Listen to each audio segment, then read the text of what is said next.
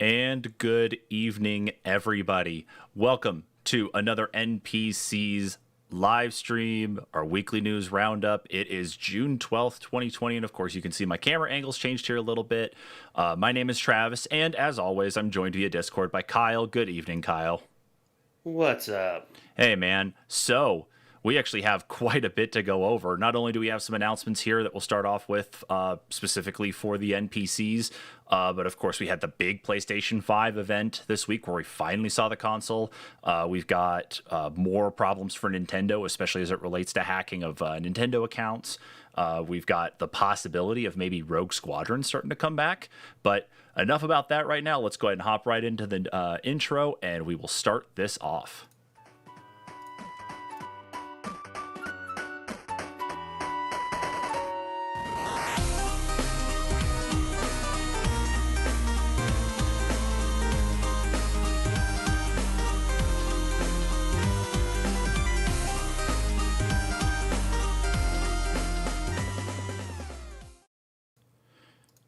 All right, so let's go ahead and hop in here to actually the announcements part, because I really want to make sure that we kind of cover this here, especially for everybody, to let them know. And I need to take my watch off because it's digging into my arm really freaking bad.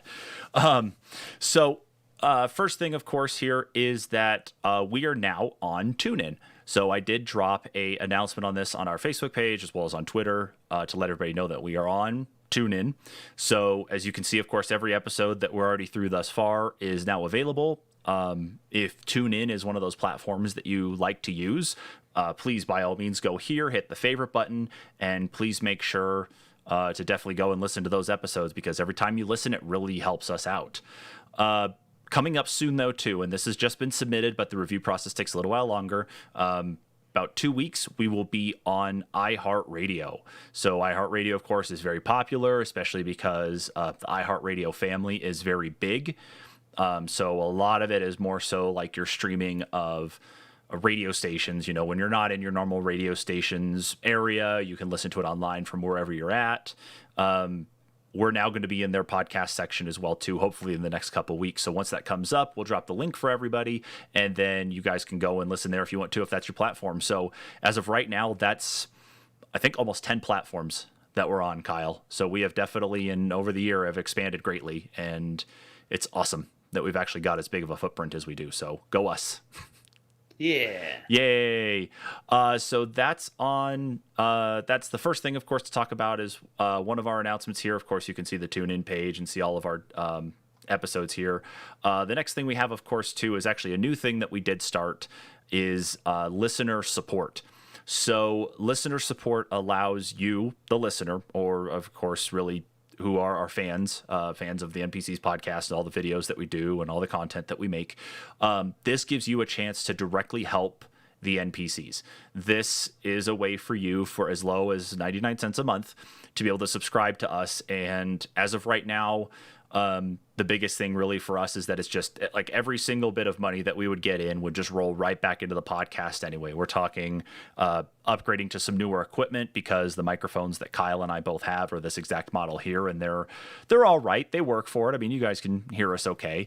But we would definitely like to get something that's a little bit more professional and helps to block out a lot of the ambient noise, you know, behind the scenes, try to get rid of a lot of the echo and a lot of the little clicks and that you actually hear sometimes in our podcast, which I promise I try to edit out as best I can. But as part of that goes to, there's other things that we'd like to do, of course, that would really help us out greatly. And we're also still in discussion on trying to figure out exactly like subscriber bonuses as well, though, too. So there's the possibility of us being able to set up a NPC's Discord server where maybe you'll be able to tune into a podcast live as we're recording it and actually listen in to us in real time and be able to provide, you know, like chat right through Discord and you know, kind of have your voice heard at least through text, and for us to be able to respond to that way. Different games that we're actually playing as well too and streaming. I play on a lot of PC. I know Kyle's definitely a mixed bag when it comes to PC and console. Preston's definitely a lot of console though too, but we can probably work through Discord to set some of that up though as well. But that's kind of a part of it, though. There are some other things too that we're really looking into. But if you do want to help out the podcast, besides just listening to us, which again, if that's all you want to do, we're not going to force you on anything, but this helps us kind of get to that next level. And you can donate as little as, or you can do a monthly subscription of 99 cents a month. Very, very minimal there. You can go all the way as high, it looked like here, is $9.99 per month too.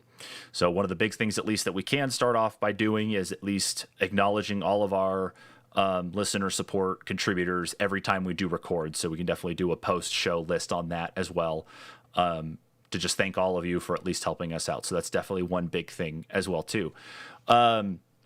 The third thing I have here, of course, in the actual announcements as well, and I don't actually have a picture of it because it's not fully built yet, but as I upgrade my computer and as I've upgraded my kids' computers, I have been very fortunate to at least amass a small collection of leftover parts. So with the help of a friend of mine, after a little bit of a call out on Facebook to see if anybody just had used parts they wanted to sell, my friend Andrew set me up with a case and an AM4 motherboard that will allow me to use my graphics card and my spare processor, my spare Ryzen 5 1400, which is not a lot, but the great thing, though, is that with my spare CPU and GPU, along with buying some other parts, will allow us to set up a dedicated streaming PC, which means that when it comes time for when we're back together after all the coronavirus stuff settles down and we have we're going to do our stream nights again, of course, with doing the podcast here as well, though, or not just the podcast, but when we're doing the weekly news as well, being able to offload a lot of that off of the PC that I have right now onto something different, not only bumps up the quality of the content that's passing through, but also bumps up the quality for you too. So a big thank you to Andrew for setting me up with that motherboard and case. That's greatly appreciated. But as of course we go on anyway, the key thing is that we are definitely upgrading. We're going the right path. So again, thank you, Andrew, for that. Truly appreciated. The last thing here, of course, on our updates, and this is kind of a big one, at least in regards to the roster for the NPCs. Daniel is going to be taking a break from the podcast for a short while. He actually has not provided a timeline or anything like that, but he will be just taking a little bit of a break right now. So when he's ready to come back, of course, we'll bring him back with open arms, of course. But what we'll be doing here, probably in the short term at least, though, is we'll probably be having some guest spots with some other people that we know, so we can get some different perspectives on things as well, or at least some different voices. PJ, good evening. Thanks for joining in on chat, man. Kind of add in just some different levels of that, because you've been listening to us for literally a year. This is the week of our 1 year anniversary. We started podcasting on June 8th, 2019. And so since then, you've really been listening to a lot of me, a lot of Preston, a lot of Kyle, and a lot of Dan. Even though, of course, Kyle and Dan weren't with us there at the beginning, they've been through with the majority of this. But yeah, we're going to be trying to mix things up a little bit on the roster of who's going to be contributing in the podcast as well, too. So be on the lookout for that. But again, Dan, if you're tuned in onto this one, watching the live stream or anything like that, just know, man, again, we'll, after you're done doing what you need to do, come on back. We'll go ahead and start recording and start laying out the stuff like we usually do every week, man. So yeah, those are the big announcements for us. I really wanted to make sure we start on that. Let's go ahead and hop in to the news. And this one's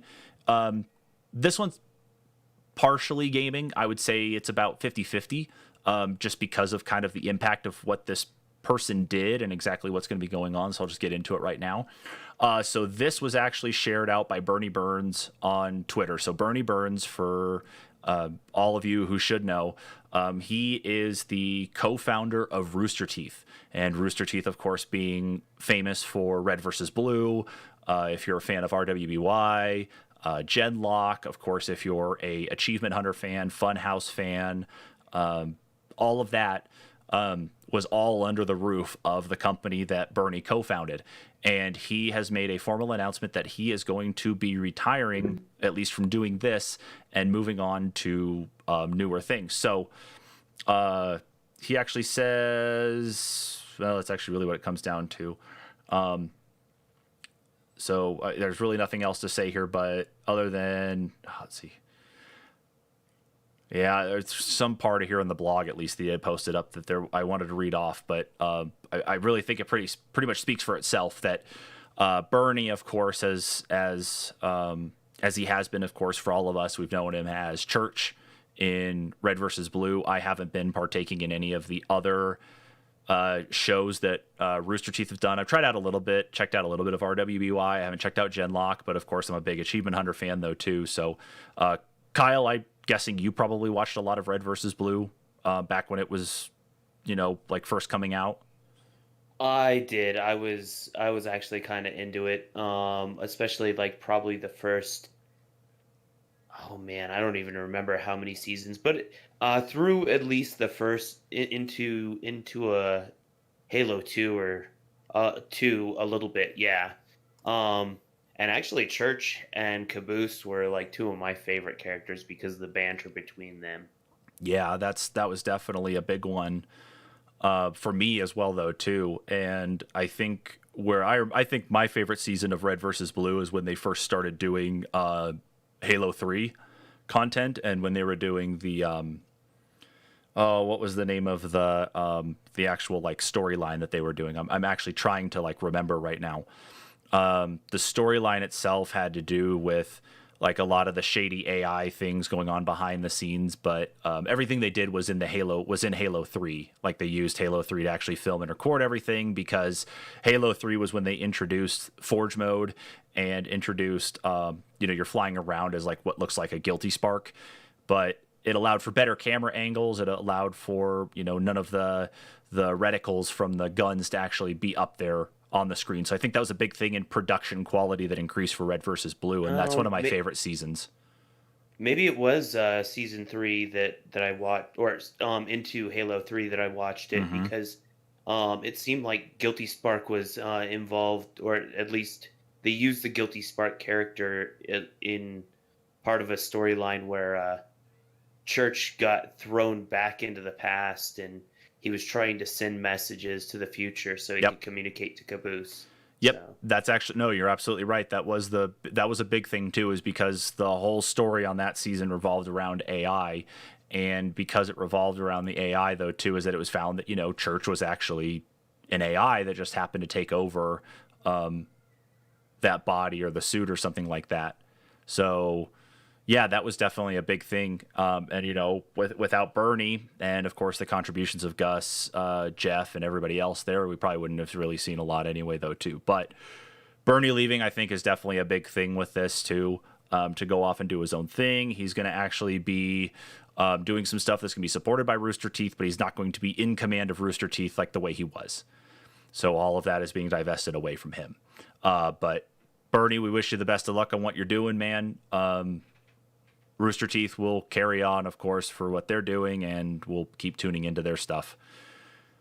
So yeah, let's move on here to the next story. And Kyle, I'm going to let you run with this one here from Polygon. Former Sega mascot Alex Kidd gets a new look in upcoming remake.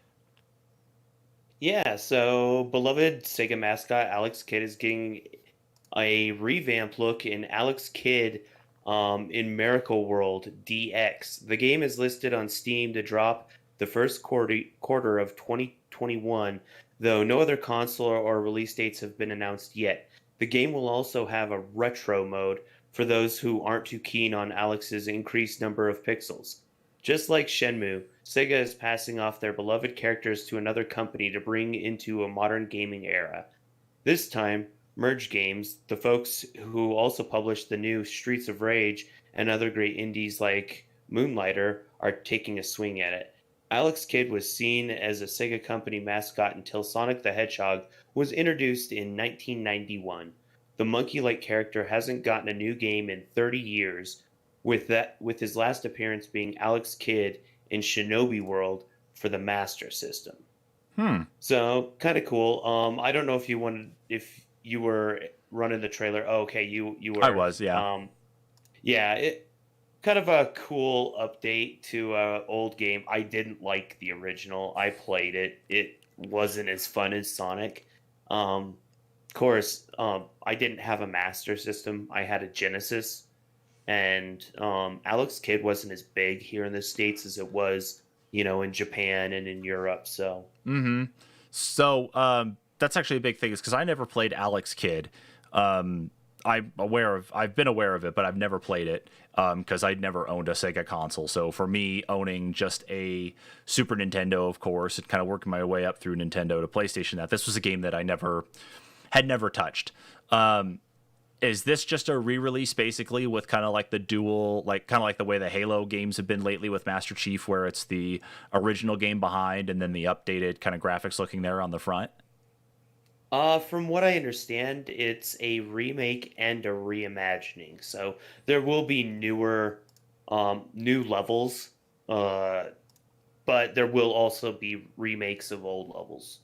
Okay. Yeah, because like But I don't know. I think the newer graphics give it a new light, definitely new breath. hmm I think part of it there is just really for the nostalgia purpose anyway, is just because it's like, oh my gosh, Alex Kidd, it came out for this console at this time when I was a kid. And you've got to be able to bring in some newer generation to play it as well though too, or at least make it more enjoyable for that newer generation, talking like just kids anyway in general, because the kids are probably going to look at more like the updated graphics, and then it's like, parents can flip over and show, hey, this is how it looked for me when I was your age. So I'm sure there's a Yeah, lot of it that goes with that. and you do have to kind of speculate too that Sega has to be coming out with all these old licenses like they are, hmm because of the fact it is their 60th anniversary. I mean, they're doing, of course, the Game Gears that we talked about a bunch hmm last week, They sure are. and they came out like we said, Streets of Rage already this year. Um, I don't know. I think they're trying to make a push to bring back some of their indie titles, but let's see where it goes after this year. Because it is, like I Agreed. said, their 60th anniversary. They have a little steam to blow. What I'm curious about seeing though, anyway, too, besides that, is like, is the Game Gear Micro just going to be kind of like part one, and then of course we got Alex Kidd, which is part two. Is part three the possibility of a Dreamcast classic? Maybe. Could they actually be listening to the fans and say this is what we're going to do? That would be really cool, but I mean, we're getting awful late in the year. If we would have to see an announcement, I would think by the end of summer. Um, I think at least by the end of July, for us to even see that come to fruition as part of their 60th anniversary. Okay. Well, let's see. Like, when did their anniversary actually start? Like, when? Because they normally kick off like the events based on the actual day that they're doing this. Like, it's Yeah, like but I here's mean, the day. everything kind of coincides with that year of release, if you think about it. Even Okay, with like Nintendo games. that's true. Yeah, year of Mario, year of Luigi. Did we have a year of Zelda? Yeah, we did because we got like I think Skyward Sword came out that year. That's when we got the green like Hyrule Historia book. They did the Yeah. Legend of Zelda concert series. Yeah, so okay, no, that's fair. Yeah, I guess it's just better to do it by the calendar year instead of when you do the day of. So that's understood. Okay, well, cool, yay! So for all of you retro fans out there, be on the lookout for Alex Kidd coming out here soon. Let's move on to the next story. This one I'm actually kind of intrigued on because of it being just included in Game Pass. This story comes to us from The Verge and says No Man's Sky is adding crossplay for Xbox One, PC, and PlayStation 4. No Man's Sky is heading to Xbox Game Pass on June 11th, along with a Windows 10 version. Developer Hello Games announced that beginning today, the game will be available with cross-platform multiplayer, meaning PlayStation 4, Xbox One, and PC players will be able to adventure together. Actually, yesterday. Yeah, so it launched Yeah. yesterday. Yeah. Oh yeah, when did the story publish? The 10th. I'm behind. Don't talk to me about dates. I'm just Yeah, here. well, it's a little difficult because we do the news only once a week, so We do. Yeah, I don't you have got to time give to us do a it. little bit of a reprieve. Yeah, I was like, I don't have time to do this every day. Jeez. Right. Yeah, so since the game's launch in 2016, Hello Games has continued to substantially improve upon No Man's Sky with additional content, multiplayer, and more. Making No Man's Sky available to vast new audiences and allowing those audiences to come together has been something we've been building towards for a long time, developer Sean Murray wrote on the game's site. With crossplay, players will be able to join groups together, trade, build, chat, and more, and they'll also be able to identify what platform their friends are using with in-game icons. Oh, excuse me. I'm actually excited for this one because I think what that means, especially for your newer players who are going to get this through Game Pass, or people who are feeling a little bit stagnant on the Xbox One and PS4 versions itself. I think this is going to probably breathe a little bit of new life into the game. Because as an example with GTA 5, when that went both on Game Pass and then went directly from Game Pass to being free on the Epic Games Store for that short period of time, how many more people are actually added to the game? You know, like how many more people? I didn't check the metrics, but I would imagine quite a few. Yeah, because I'm curious to find out. There's always going to be a certain percentage of people that just will refuse to spend money. If they can get away with it, they will only play what's free. And there's nothing wrong with that. But, you know, because of that, I would think that, you know, that percentage of people would definitely hop on the bandwagon for, you know, a AAA title that's been, you know, on the top of download lists for, what, a decade now? Mm-hmm. Almost? Yeah. I mean, because, like, hell, I mean, we'll get into it with the PlayStation 5 thing, too, but they're now doing GTA Online for free to a point, and then, of course, they're giving PlayStation owners of the PlayStation 4 version $1 million or $1 million in game a month until release of the expanded and enhanced edition for PlayStation 5 or whatever's going on. So, yeah. I think we'll have to probably look like post-show or something, see if we can find any metrics or anything to actually talk about kind of like how that went, because No Man's Sky will probably go the same way. And this is one I avoided after all of the controversy with the way the trailer looked and then how the game was actually delivered, that now they finally have gone back and fixed everything and have made it more enjoyable. It's now something I want to get.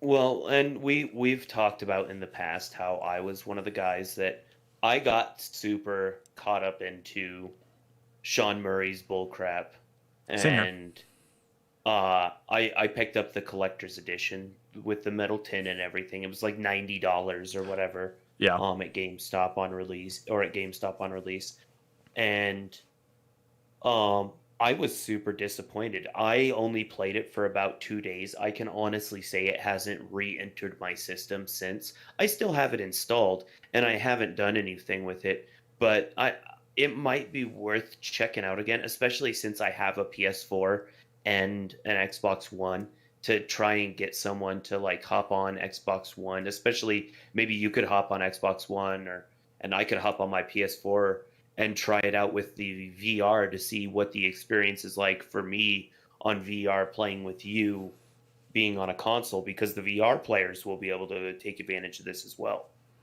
Interesting. Like, I didn't know that they actually had a VR component to No Man's Sky. So they do, yeah. Interesting. Which is really cool. And, you know, all the updates have been free, and I still haven't touched it. And, you know, I've been meaning to kind of download it on Xbox just to check out what the differences are. And maybe that's a reason to pop it back into my PlayStation 4. I think you probably should consider that.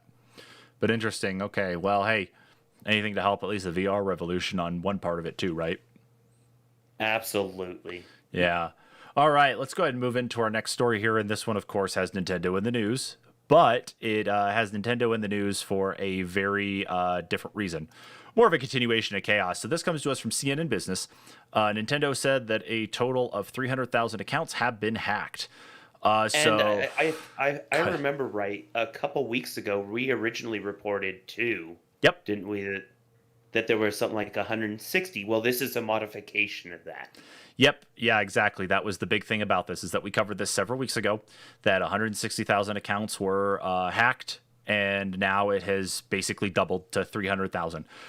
So Nintendo discovered the additional hacked accounts after continuing its investigation, the company said Tuesday in a statement written in Japanese on its website. The company also stated that it is taking additional security measures. Only a small fraction of the breached accounts were used to make fraudulent purchases, and refunds for these customers are nearly complete. Yeah. So there's been a couple pictures that have come up on like Reddit as an example, and Twitter, to show people stupid motorcycles, to show people actually having like different games in their account. Of course, they're seeing the the charges to their account too for any cards that are linked to their Nintendo account. Even one person actually said that they had the hacker had actually deregistered their Switch as the primary one, registered the Switch. The hacker had registered their Switch as a primary one, and it took Nintendo, like I think it took a 45-minute long phone call, if I read that right, to be able to fix it, because apparently you can only change primary Switch once a year. So Interesting. It's pretty rough. Yeah, so of course the key thing here anyway with this story itself, I mean, that's kind of the big thing, is that they found just another 140,000 accounts that were hacked. I'm sure we'll probably hear about more soon. But Nintendo does have two-factor authentication. Nintendo does have it, and I thought I had mine set up, but I was surprised when I went into my account last night and saw that it was not turned on. So two-factor authentication is up. It uses Google Authenticator. It doesn't have its own two-factor authentication, like text service, to say enter this code now on the website or whatever. It is linking to Google Authenticator, getting the codes from there that generates, and then putting those in, which it's simple enough. It's pretty ubiquitous. It's used by a lot of people. So yes, please make use of two-factor authentication before anything else goes crazy. So if you haven't done that yet, Kyle, go do it now. I've had mine set up for quite a while now. Nice. Need to add this actually here to the story list really quick. Let's see. There it is. I'm just going to leave. Oops. Nope. Stop. Sorry. There's another story I actually thought about that was just kind of from today too, and I wanted to make sure it was actually on the list. So sorry about that, Kyle. No, you're good. Let me grab the link for you. We were actually talking about this here or at least I dropped the link in chat. Nobody had said anything else. So we'll come to that story here in a second. Next one here on the list actually is from VentureBeat, and I am very excited about this one. I don't know about you, Kyle, but I was really hoping that this was going to happen, and it looks like it's going to. This one is Star Wars Squadrons leaks on Microsoft's Xbox website. So this story is actually from today. It says Electronic Arts has a new Star Wars game coming out called Star Wars Squadrons. The publisher is going to start teasing the new release from its EA Motive Studio soon, but a leak on the Xbox website is spilling the details faster than a group of Bothan spies. This is the rumored Star Wars Project Maverick that first leaked onto PlayStation Network in March. EA will likely have much more to say about it during its upcoming EA Play event on June 18th. So after we published the story, EA confirmed Star Wars Squadrons. It's planning to debut the trailer on Monday. So, hey, guys, we only have a couple more days until this trailer comes out. Yay, I'm so excited. So the article goes on to say here, according to sources familiar, Star Wars Squadrons is an aerial space combat game about piloting ships in head-to-head battles. It features a single-player campaign, but the main focus for Squadrons is on the multiplayer. The idea is to get players fighting against each other in team battles featuring iconic Star Wars vessels. And if the actual picture here has anything to lend to it, of course, it looks like it's going to be very specific to episodes 4, 5, and 6. So it looks like it's going to be more specific to the original trilogy than anything. But, I mean, if this is right, that means that this is basically the return of Star Wars Rogue Squadron, right? That's the way it sounds. Yeah, I'm really hoping here. Is that would be super exciting. Mm-hmm, agreed, because we haven't had. Let's see. Like the last Rogue Squadron game, I think was. It was a Nintendo. I mean, Rogue Squadron, I think was all Nintendo anyway, because you had. I think you had one. Yeah, the one N64 release, and you had, I think, 2 GameCube releases. You didn't see it on Wii. You didn't see it on. I don't know if you saw it on portable. I don't know if they had a mobile version. I gotta look. Let's see.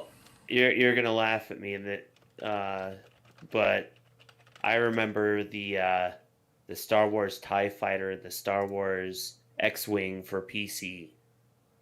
Oh, ooh, yeah, those okay. Were great games. You're really dating yourself, yeah. Okay, so let's take a look here. So I'm on the Wikipedia talking about the Rogue Squadron series. It looks like they had a couple different games here itself too. So they had the original Rogue Squadron, which released on Windows and N64. They had, for the GameCube, they had Rogue Squadron 2 Rogue Leader and Rogue Squadron 3 Rebel Strike, as well as one tied in for Star Wars Episode 1 called The Battle for Naboo, which was released on Windows and N64 as well. It looks like what they even say here, I find this actually funny, and I didn't think about this. Rogue Squadron's focus on flight combat was directly inspired by a level in Star Wars Shadows of the Empire that allowed the player to pilot a snowspeeder. I didn't realize that would be the inspiration for it, especially, on the same console generation, but I don't know, it was Yeah, that's funny. Just thought about it, yeah. But yeah, I mean, like, I remember Rogue Squadron. That was one of my favorite games of all time on N64. Like, if I didn't own it as a kid, I had to go rent it all the time, of course, when Blockbuster was open. See, and I didn't have a 64. I always had to go over to my friend's house that he lived like almost a quarter of a mile away. So I'd have to bike over to his house, and then we'd take turns playing the levels because he had everything unlocked and everything anyway. So I mean, you could play whatever level you wanted and with whatever you wanted. So, like, look at these graphics. Like, look at this here. Like, look at this. Replaying the classic Star Wars Rogue Squadron. Like, look at that. I mean, that quality is nothing to really, go against, especially for the time period that all this was in. But, oh my gosh. You as a child of the 90s and the 2000s, the early 2000s, you remember graphics differently, especially as a kid anyway, too. But, I mean, looking at some of this stuff now, I can't actually wait to see what Squadrons is going to look like, and we don't have to wait long. We've got Monday. So yeah. Yeah, and if it's making a debut on next gen consoles, think about the type of things that they'll be able to take advantage with the SSDs and the ray tracing. So it'll be a beautiful game, and it'll run just primo. My biggest thing, though, is that EA needs to learn the lesson from Battlefront 2. They need to learn exactly how things went with their whole microtransaction bullshit from Battlefront 2 going into this game. Because you had so many people up in arms that it's like, oh, you can just spend, $1,000, unlock all these cards here, do all the crafting and that to be able to actually unlock everything. And within a week of owning just the game alone from launch, you could already be at the top of the top and be wiping people out in that game with little to no issue. So with Rogue Squadron, with Squadron, they're going to have to do the exact same thing. They're going to, or not the exact same thing. They have to avoid the exact same thing. They're going to need to make sure that they take their time to build this out properly and to make sure that they don't screw over the community with the microtransaction chaos, because we don't need that again. We really don't. So I'm going to get it. I will probably have it on PC instead of console, because, I mean, unless it's going to be one of those that they say will be a launch title for like the Series X or PS5, I see myself playing it on PC, though. That's what really excites me more than anything. I can see myself, because I'm thinking I might need to be building a PC soon. So yeah, I could definitely see myself buying it on both the next gen consoles, at least one of them, and the PC. Well, what I would really be excited for is crossplay, because you think flying with a keyboard and mouse, and then flying, of course, via controller. There's going to be some tweaks and some differences to it anyway, but ultimately, it's not like running around. It's not like playing a regular first-person shooter. It's not like playing Warzone against people on console versus people on PC. That's another big difference is when I play on PC, when I play fighter games on PC, I like using a stick. Mm-hmm. Yeah, and if I could get a stick system, because I bought the Microsoft Flight Simulator Steam Edition because I really want to play it, but trying to play with keyboard and mouse is barbaric, and I just have not had the ability to go buy a flight stick that at least I really like. But you've got Squadrons coming out, which will need I think if it does support a flight stick, probably do that as well, just like you said. But then remember, we've also got the new Microsoft Flight Simulator coming out for Series X as well. Is it really? I didn't see. I guess I missed that. How? What? Hold on. Yeah. Hold up. Okay, hold on. I'm going to get the video up. I'm going to drop the link to you really quick. This game comes out. I probably saw the announcement and it blew my mind. And there's been so much other stuff happening that I completely forgot about it. I'll be honest. I'm actually shocked that you forgot about it. Like I'm serious because like this game is exciting. I'm not gonna have the freaking audio going here, but I'll switch over to the actual video here. Does it take up your entire Xbox? I don't know actually. Like I want to try to scrub through it here a little bit. For the size of it and the way things are going to be rendered, I mean, it's going to require a lot of offloading for like processing and that. What it's actually using is it's not necessarily just the detail of the airplanes. It's the environment. Like it really is the environment. Yeah. Oh, you're not actually playing. It looks beautiful. I'm watching it here, but it's like you can't even see it behind me on here. Did my whole thing just like screw up really bad here? Uh-oh. Let's see. There we go. Okay. That was weird. Okay. Yeah, I guess I'll just keep it in the smaller window. But yeah, so what they're doing is they're actually, like, for this flight simulator game, they are importing, basically they're using Bing Maps, and I wouldn't be surprised they're going to get some support from Google on this too, but they're actually importing all of the real world maps. And so they're using their, GIS software and that to actually map out the topography properly for places, making the cities look proper, making the landscapes look proper, making the weather look proper, everything. So quite literally, as you play this, it should give you that realism of almost like flying. Like if you're actually flying a plane, minus the fact, of course, you crash into something, you can just, restart. There have been people that learn to fly and operate planes now that have done nothing but learn to fly off of Microsoft Flight Simulator. Yeah, and see, that's my big thing is like I've got a That's insane. I got a bucket list thing going on for me to get my pilot's license here at some point. It's just it's not a priority right now in the grand scheme of things that are actually going on. It's not a priority for me yet. But yeah, I agree with you. Is that with the actual setups you can buy. To be able to do this, to be able to actually, fly and have some sort of similar flight setup. Yeah, exactly. You can, you could basically learn all through here. Like in the Flight Simulator Steam Edition, I know we were talking about Squadrons and we're kind of getting off a little bit, but this is still cool. Is that in the Steam Edition, when you go into the multiplayer part of it, I watched this guy, Air Force Proud 95, 97. I can't remember what his actual YouTube name is there. That's close enough though. But they actually try their best to recreate air traffic control. And he's actually a private pilot. Like he flies, a little Cessna and that. He doesn't do anything big, but he still flies a little bit.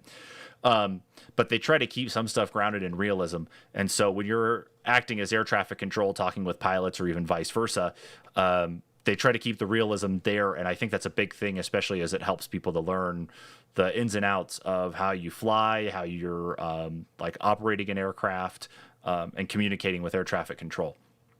So, yeah. So no, you're absolutely right, and I think because if I can get a flight stick for Squadrons, that's cool. But then if it ties back into using one for the new flight simulator game, then so be it. I'd be as pleased as punch. Yeah, I fully agree. Yeah, you kind of disappeared there for a second. All right, so we're going to move on here to the next story. And I just added this one in because this only just was shown off today. It is actually really cool. It's not an article, it's just a video. But this comes to us from Nintendo directly from their YouTube channel. And this is talking to us about the new Paper Mario Origami King. So they actually here in the video itself kind of give you a little bit more of a breakdown of the story and exactly what happened to, not necessarily exactly like what happened, talks about the origami stuff, and of course that your new ally is actually this Origami King's sister who's trying to help sort everything out with you. It actually goes in even more depth into the battle system, which, Kyle, I don't know if you got to watch this video when I shared it with you and Preston first thing this morning. I hadn't had a chance. No. Yeah, so it actually talks about the whole thing. Like it actually talks about, or not the whole thing, but it talks a little bit about the story. It talks about the combat, which the combat system is very intuitive for this. So you have X amount of time to actually move the enemies around. That circle grid that we saw when the first video came out. Right. Yeah, so you actually use a little bit of that combat time or pre-combat time to move it around, and you only get so much time to move that circle around.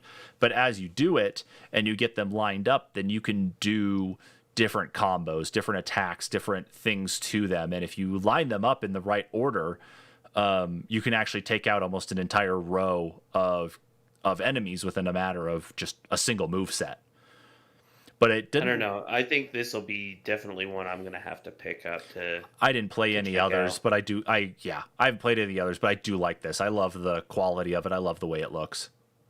See, and I've briefly played the Super NES one, but not very much. Not even enough to say that I really got a chance to play it. There was a Paper Mario for the Super Nintendo.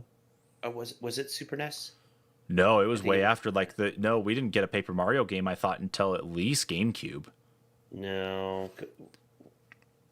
As this video is going, I'm going to use another window here to actually look that up.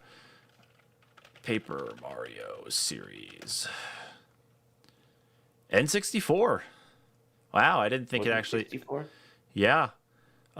First Paper Mario series of Mario role-playing games was on the N64. Was released that was 2001. The one that I'm thinking of then. Yeah, sorry. All right, so so here's the battle system for everybody. Yeah, so I briefly played that one, and then I also briefly played a demo.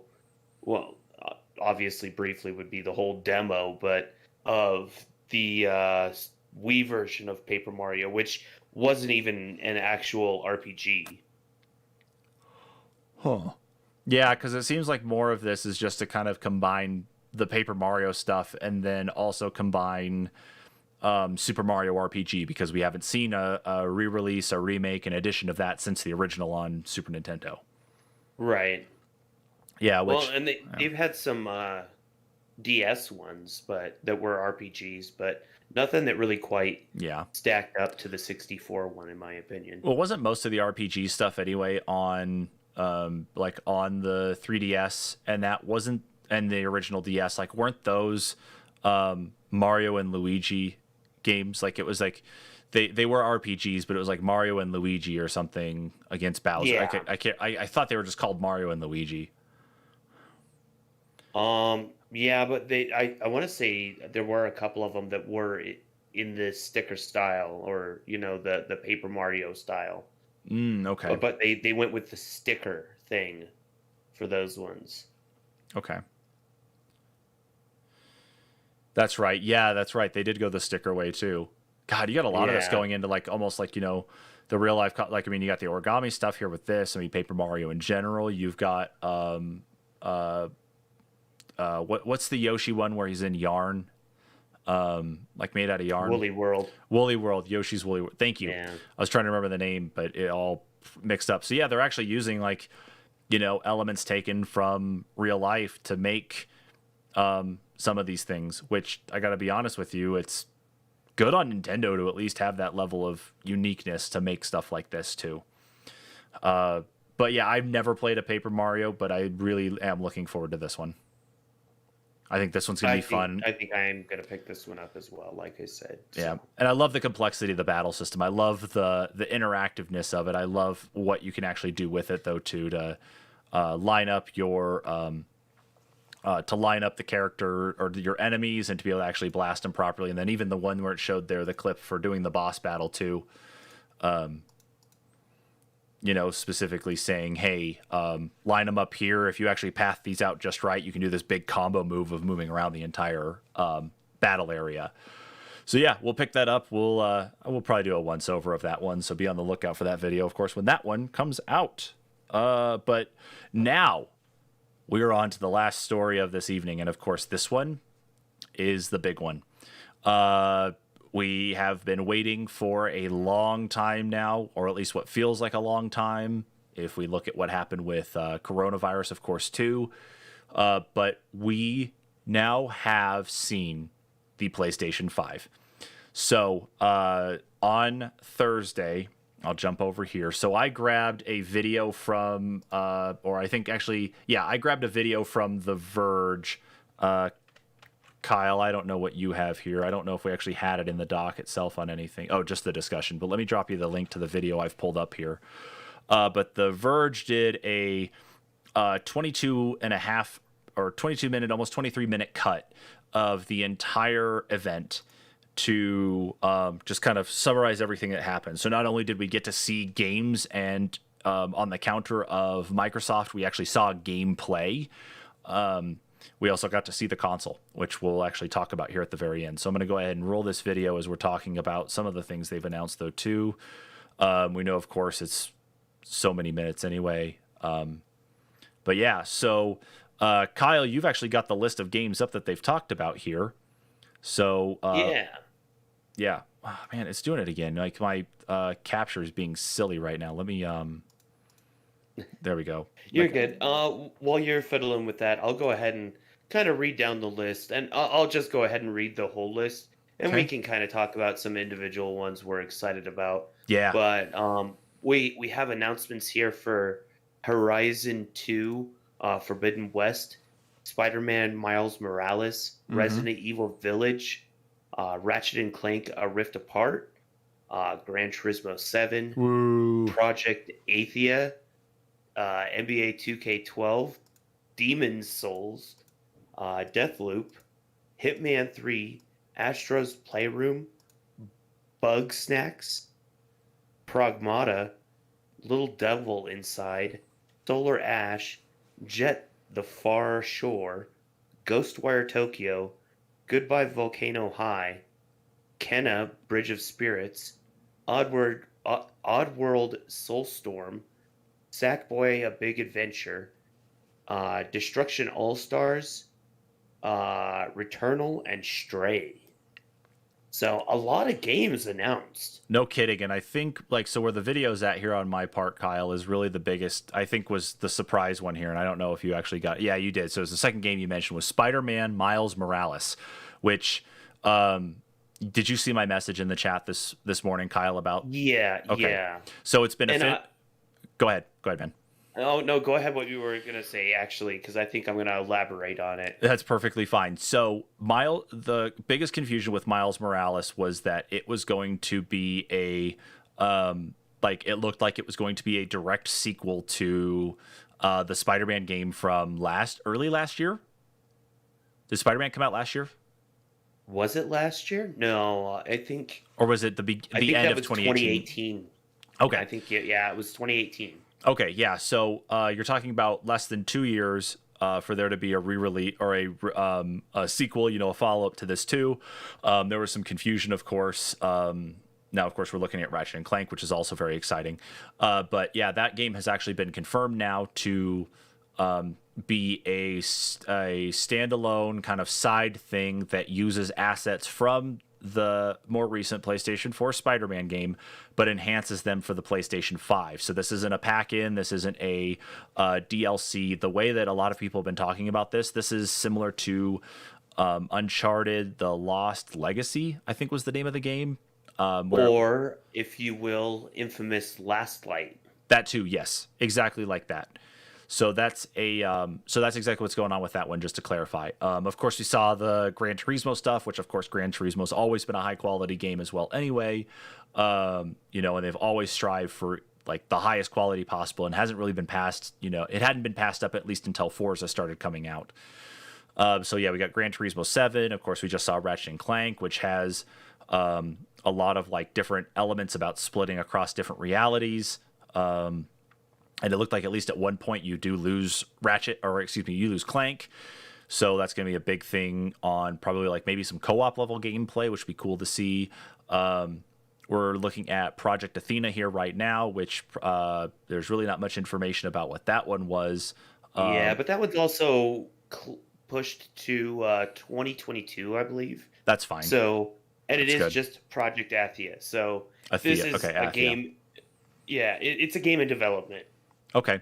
And then now up on the screen right now, too, we've got Stray, which Stray, there really wasn't much information. Of course, as the trailer goes on, you see all the robots going around, and you got this little cat with a backpack.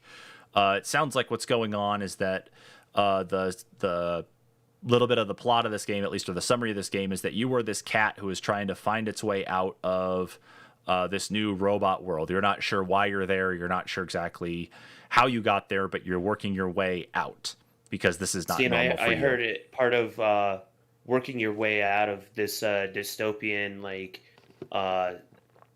robotic world is that you're actually a messenger of some sort. Ah, okay. So Yep. there's that aspect of gameplay possibly too. So Okay. that'll be kind of interesting to look at. Yeah.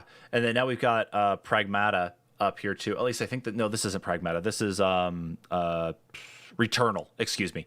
So Returnal itself looks like it's got kind of a mix of Alien Isolation meets like enemy demon looking, like Demon Souls, Dark Souls type characters. There's some time travel elements that looks like they're with this too, like some flashbacks. Yeah, almost like a Groundhog's Day aspect to it. That I guess from what I understand, the world actually changes each time you have to play through till your death or whatever, till you play through the day again. The world will change and become part of you as you play. So Yeah, that's kind of an interesting aspect. I bet you probably the end thing is try to figure out how to not be infected anymore or anything too. It doesn't really go on, of course, Probably. to say any of it, but I get vibes of, like I said, Alien Isolation. I get some of the feeling of kind of like watching Prometheus or Alien Covenant. But I think with Kojima's Death Stranding, we're going to have a lot of developers, or at least a greater number of developers that are going to be taking higher risks on these just off the wall plots. Yep. Yeah, I You know, think that you would only see in something like a movie. yeah, and I think because of the power of the PlayStation 5, that's what we're really going to see. I mean, same with the Series X, is that we're now getting some more kind of like boundary breaking things, which is awesome. Game we're looking at here, of course, is Sackboy, a Big Adventure. So Sackboy, of course, is the main character in the Little Big Planet game series. This is not a Little Big Planet game, so this is not a level creator. This is not a this is not anything like that we've come to know and love. That has kind of been given to Dreams. But this is To me, this almost kind of looks like they took elements of I want to say Tearaway with the the isometric view and everything, and mixed it with Little Big Planet to get this unique style of game, this unique platformer game, I should say. Mm-hmm. Yeah, and I think that was actually a really good character to go with, is to kind of spin off and still use a character that you actually do have. And especially for a platformer that's going to be a for everyone title. Agreed. Yeah, Sackboy is very, there's been nothing negative about Sackboy, even through all that. Of course, the trailer that was just up was Destruction All-Stars, which looks to be a cross of like Overwatch meets Rocket League meets Rollerball meets Twisted Metal, which that's about the most we can say. That sounds exciting. Yeah. This and one, it's supposed to be, I guess, possibly a exclusive. yeah, it looks like it's going to be. I wouldn't imagine this being some sort of crossplay one. I feel like that's going to be a PlayStation specific. We do have, of course, I think this one here is Kenna Bridge of Spirits. Yes. This one almost looks to me like a prettier Breath of the Wild. Like they took the Disney Pixar route to Breath of the Wild, or gave it the Disney Pixar makeover. I hadn't actually thought of that. I got a couple more vibes similar to, like, if you crossed a little bit of Kingdom Hearts with Princess Mononoke. Okay, yeah, I And then could you buy added, that. and then you added in, of course, some of the Legend of Zelda elements though too. I got a lot of that, especially with the way like I know I can see exactly where you got like the Breath of the Wild stuff, like with kind of how like the Ganon kind of infection stuff kind of gets out there in that too. Yeah, and The especially like the like yeah use of the bow and stuff. yeah that too, kind of the slow mo type effects for attacks and that. Yeah. So yeah, there was a lot of that too, which again like it makes me think more of a cross between Kingdom Hearts, Princess Mononoke, and Zelda. But that'll have to be one to check out. Now, the trailer here for this one, I hope someone can explain this to me. Maybe you can, Kyle. Is Goodbye Volcano High? What is that? What is this all about? Yeah, to me this looks like it might be some sort of like animated visual novel, possibly diving into the social, um, like almost dating sim type style game. That's But I'm getting those vibes too. without much, of more than that with the trailer, I guess we don't have a lot to go on. But I don't know. I'm into weird crap like that, and the anime aspect, of course, that tickles my fancy. So I'll probably check that one out. Same here. I'm curious about it because if it is like a visual novel, if it's got some of those interactive kind of bits there, you're just walking around and learning, building relationships or anything. It's like it's got like the school side of like Persona in just this, that standard like cell animation. That then yeah, I'll play it because that'd be a good just time passing one. And of course, as we're talking about that, you guys saw the trailer here for Oddworld Soulstorm, which is gonna be Oh awesome to my see god, I'm too. so excited for When a was the last classic Oddworld? style Oddworld. When was the last Oddworld game? It's been a few years. Oh man, it was a remake. It Prior to was. that, it would have been Stranger, clear back on Xbox, I think. Well, so I Either that remember or no, Munch's Odyssey is what came out on Xbox because that was a launch title for the yeah, original but Stranger Xbox. Stranger came out after that, Mm. and Oh yeah, Stranger yeah, was the yeah. one where you were the bounty hunter. Okay. Um, yeah. Yeah, So it was kind of a cool mix of like first and third person. I'm gonna pause this here because I want to talk about that one here in a second anyway. But yeah, I think that's definitely a big thing that it's been so long. I think the quality, like, I'm actually surprised it's going to be a PlayStation 5 title because I know Oddworld's kind of been across like a bunch of different things, at least more so like PC, Xbox, and the PlayStation series though too. But it's interesting to actually see how long it's been, since one's come out. I'm gonna play it. I think I like the platformer idea of it, but I wanted to pause at this one because I wanted Yeah, to and talk. it looks beautiful too. I mean, It does. especially in that 2.5, aspect. I don't think they've done that with an Oddworld game, even with the remakes. Hmm. They haven't given them the 2.5 look. Yeah. As far as the mainline series. So I think it'll be cool to take on levels like that, and yeah, to revisit those puzzles again. So.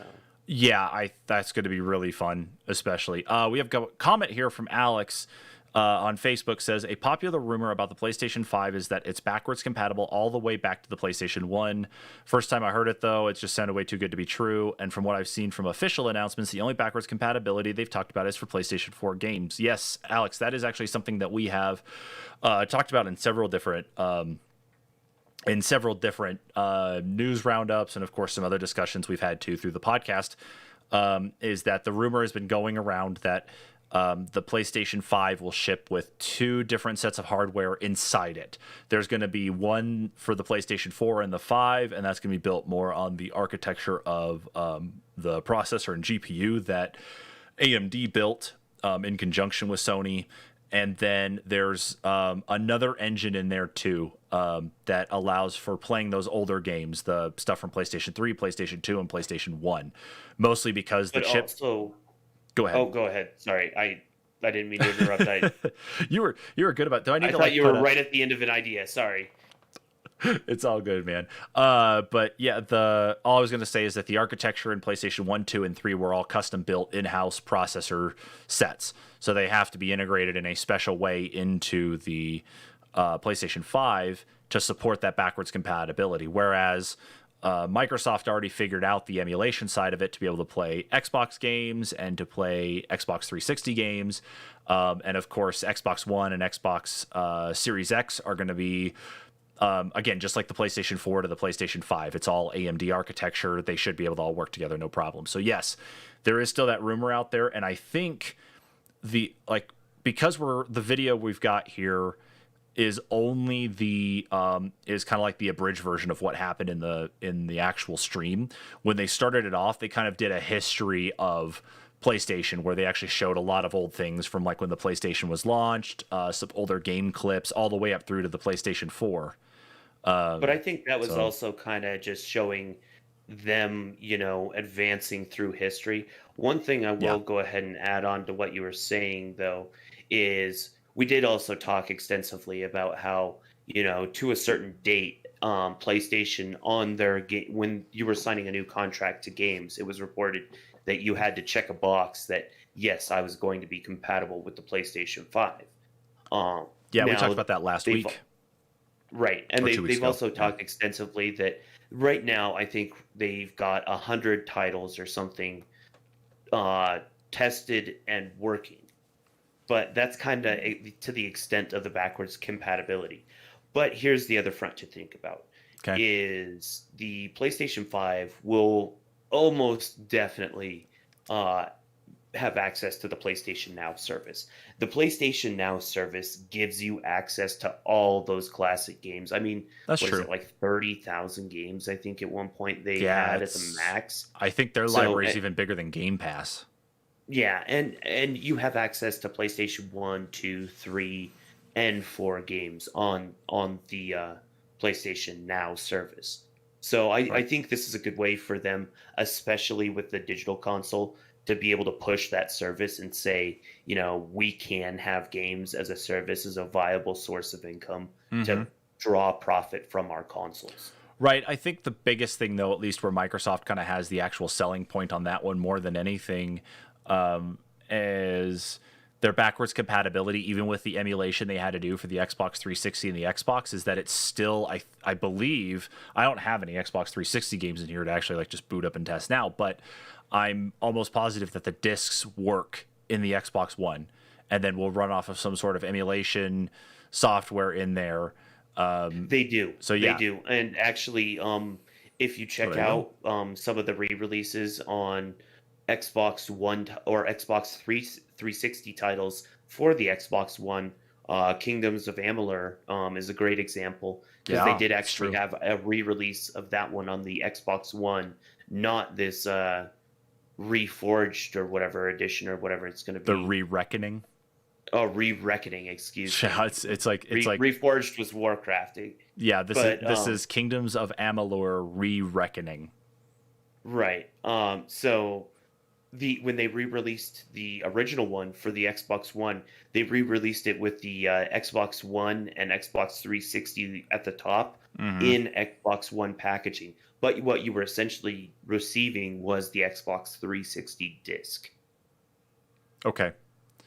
And the same goes for any Xbox original games that you have lying around. You can just pop those in. Or you can just get the downloads. That's what I've done for a bunch of them that I have in storage that I wanted to play, like Crimson Skies. Ooh, yeah. And we were talking about that we need to see exactly how a game like that plays on a LAN setting between an original Xbox or Xbox 360 to the Series X.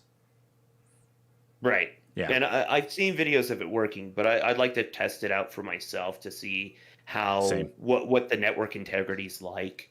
Yeah, because you're talking about probably like an Ethernet port on the back of because Crimson Skies was original Xbox, right? Or was that 360? Yes. Okay, so you're talking about an original Xbox where the networking port had to have not been more than maybe 100 megabit per second port, just a fast Ethernet port. Whereas, from the 360, I think had the next step up, and then the Xbox One and up has always been a gig networking port now. Well, if you think about this too, though, the original 360 had that wireless adapter that I want to say even the N version of the adapter that they put out didn't quite have as good a firmware as the later released internals. It didn't, because I will fully admit I had both. I had an Xbox 360 that had the wireless adapter to it. It was a wireless G adapter, and it worked when it wanted to. it was the biggest problem I had with it was that like Microsoft had a great idea for it to actually like plug in and like connect on, like to plug onto the back of it. But the biggest issue, of course, though, is that sometimes those clips did not hold on very well. So there'd be a time, like, say, if you went to go, like, say you had to go disconnect or change something around, like maybe you had to shuffle your Xbox over or something, to put something else up on the shelf or whatever. I actually noticed more times than not that my dongle would actually fall off of my Xbox. And so I just was glad that I finally got past it and had the wireless capability in the other one. So, and then of course now everything's hardwired. I had both versions of the clip-on router, and both had similar issues. I mean, of course, when you got the N version, you had a little bit stronger signal, but you still ran into some of the same issues of disconnections, because if you moved it, then you had the chance of bumping that USB dongle out. Right. Yeah, I kind of wish that Microsoft would have looked into making a smaller one, because it was by that point that they got into the internal wireless that you had wireless N adapters that were starting to get to be, half the size of a regular thumb drive that could fit in there and hide away in those little, the little USB ports that were back there that you would plug the dongle into. And then that way you wouldn't have had to worry about it, but it was just another cost for them. They were moving on to the next phase of Xbox, which was, the redesigned Xbox 360, the start of Xbox One, and so on. But anyway, yeah. So let's get back in here into the PlayStation announcement stuff. And I paused here at this part, at this video, not this part specifically, but this video, because I wanted to talk a little bit more about it to confirm such. And this was Ghostwire Tokyo. The only reason I paused at it was because I am a little confused here based on the actual way you're kind of like looking here, the way the first person was. It had more of a feeling of like VR than it did just your standard watching a TV and just playing with a controller. Well, and that makes me wonder too if there's a possibility that it could be both a VR game and and just a regular standard game. But also, if you look, I think it's more because you're using a lot of like magic style attacks, so they want your hands to be visually out. Yeah, but we haven't seen anything yet for a revision to PSVR anyway. So the assumption is that, I mean, they made the entire console and all the accessories look like the PlayStation VR. So they do, which is cool. And there's talks of a new VR, but now that's of course just talks. Yeah, that's right. I just wonder if you can, like, I wonder if the Move controllers will actually be recognized by the new HD camera that they showed off with the hardware. Oh yeah, there's the trailer for Jet the Far Shore, which was 3D camera, possibly. It just said HD camera, but it did have two lenses on it. We can get into more of that when we actually see it, but I just wonder if the Move part will work with it, no problem. So we just saw the trailer for Jet the Far Shore. Not really much detail there, except you're talking about like a spacefaring civilization and some exploration of that on a planet. Now we're looking at the trailer here for Godfall, which I thought when we saw this was supposed to be a Series X only title, because they announced this at the Game Awards just before the Series X. I think this name's been thrown around for a while. So when they made the announcement, it was kind of like, here it is, cool. Yeah. But I think, Godfall... Don't get me wrong, the game looks really visually stunning. Yeah. And, it's got a lot of really cool visuals, especially, with the high contrast environments. You see those, like, high neons against those, like, flat colors and stuff. Mm-hmm. That looks really cool, especially on those next-gen graphics. It does, yes. I agree. Which also kind of moves into the next game, which I'm trying to remember the name of this one. I can tell you it right here, actually. Thank God for this. Solar Ash. This one actually, based on the graphics I saw, almost looked like a kind of like a weird successor or follow-up or alternate. Kind of like, you remember like I got art vibes from it from like Outer Wilds. Well, from what I understand, it's done by the same team that did Hyper Light Drifter. Yeah. Which has this very, once again, high contrast, with those, neons, environments, but it was like a Mm-hmm. Zelda style game. But yeah, and like when I was actually like, I remember when I first saw this part here when we were watching the stream kind of together, that the art style in it, and especially like when they were showing off that singularity at the beginning, it gave me some of that Outer Wilds vibe in the art style. Like this actually is kind Yeah. of giving me some of that feeling, and I was like, is this kind of some weird successor? But it's not the same developers, so it's definitely not. But I feel like they might have taken some cues from it. I think it looks great. I think it's really cool, especially because you're adding in that kind of like aspect, especially on the oh, excuse me. I just had to eat dinner before I did the live stream tonight. It's all coming back to bite me in the ass. But I like the aspect, though, of course, with being able to move around to that, is that you're not limited just to the ground itself, is that you're actually able to kind of like, from what they showed in the trailer, that you're moving around, up to running around on the ceiling or up against walls in Which that also too. gives me like a Gravity Rush vibe. Yes, that's the game. Thank you. That was the one I was thinking Yeah. of too. So that's another 2021 title. Um, let's see, what are we looking at here now? I think this is Resident Evil. Thanks to The Verge here actually for doing this right. No, this is Hitman 3. So yeah, so The Verge actually did timestamp a lot of this stuff in the video. So Kyle, if you're I watching this, imagine this whole. I'm watching it actually through our cast, so oh okay, yeah, um, because if you actually go, if yeah. you So went to the, I'm a few seconds behind, okay, but it's oh all good, man, man. I imagine this will be one that Preston will lose his mind. We'll hear Well, so this will be Preston's Fire Emblem. you think so? Well, yeah, he put so much time. What's the Hitman game that he's put so much time into lately? Two. Is it 2? Yeah.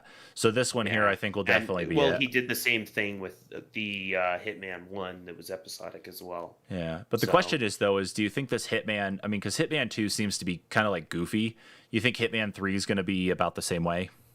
well, the goofy stuff, you see a lot of videos about it, but that you only like we also discussed this in one of our podcasts is Mm-hmm. you only get the goofy stuff if you've played it over and over and over again and you know what to Ah, look for true. and what to do. So it's for those diehard fans that True. they really want to dig into it. So I imagine we'll probably see some of those goofy escapes and where he's dressed as a goose and flies away or whatever. But yeah, Yeah.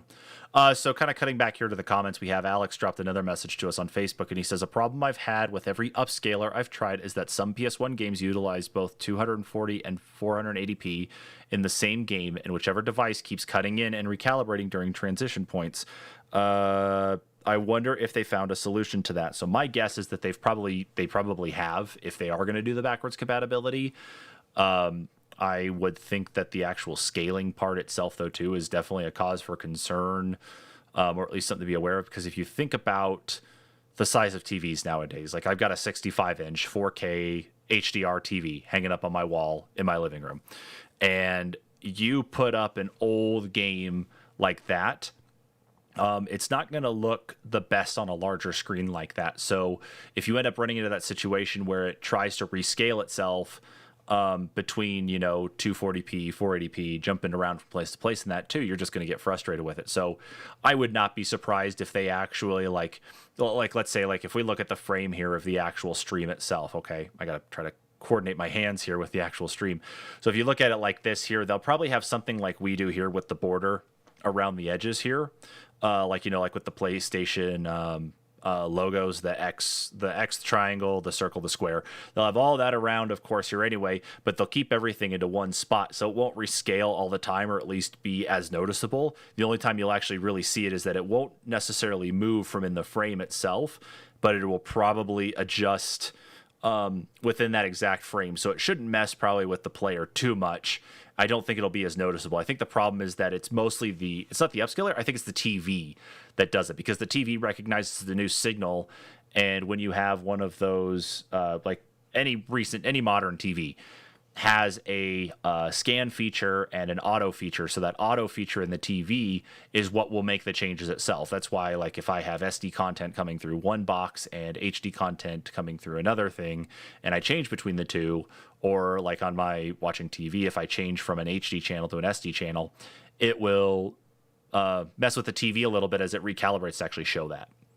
So that is something to definitely be aware of, but I think Sony's got that one under control. But let's move back into the video here. And of course, where we're at right now is talking about Astro's Playroom. So I remember seeing this one, Kyle, when this came out, and I thought, are we getting another PlayStation Home? You know, in all honesty, this character was super big, even for it being, just like a little tech demo type thing. So it isn't too shocking that we'd be getting, for a VR announcement that they'd be saying, "Hey, we're getting a full game for this character." Mm-hmm. I mean, they're sitting on assets anyway for games that they haven't all made, and it seems like it makes sense for them to go and do that. I would still have liked to have seen, like, they've got Ratchet and Clank out. It's like, here, let's add in a Jack and Daxter for you too. But that's again, that's just me. So yeah, that's what it looked like when they first showed the video, and I was like, oh, really? We're gonna have another PlayStation Home? But it's another kind of pseudo open world platformer. Has some of the vibes of like Super Mario Odyssey in it, at least the way it's set up. But if you actually notice here, if you go back into the trailer, look at it, I'll bring it right back here to the end part of it. You pause it here in just a second. It's definitely tied in with the PlayStation universe anyway, though, too, because if you look at that background there, Kyle, I know you're looking at this on the stream now. What does that background look like to you? I want to see if you recognize it. See, and for me, it's sitting at the next game. That's why you need to be watching the video with me at the same time instead of using the stream. But yeah, take a look at that there and tell me what like. Oh yeah, the PlayStation 2. Yep. Boot up, which is so cool that it harkens back to that. Yeah, I wonder if like because it shows here at this bit, at least you're pulling these things here. Like if it throws back, I wonder if as you throw it, it actually plays the startup sound.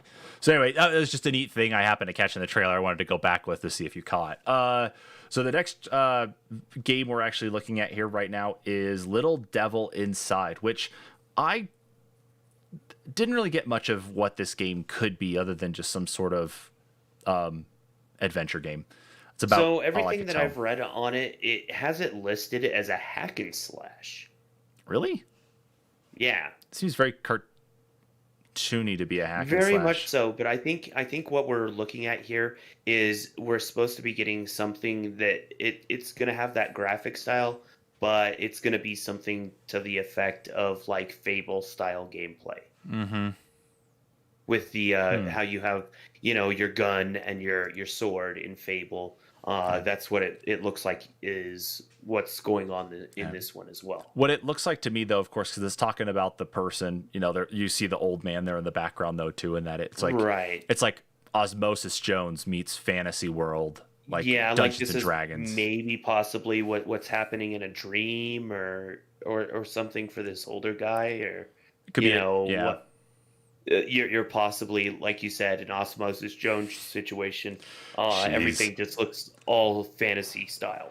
That's funny, especially if they decide to go ahead and do that part, though, too, that they actually make it like Osmosis Jones, but with the way the body goes and everything, too, that you're actually fighting. You're actually a knight of the Order of the Red Blood Cells or something. Oh shit! Yeah, no kidding.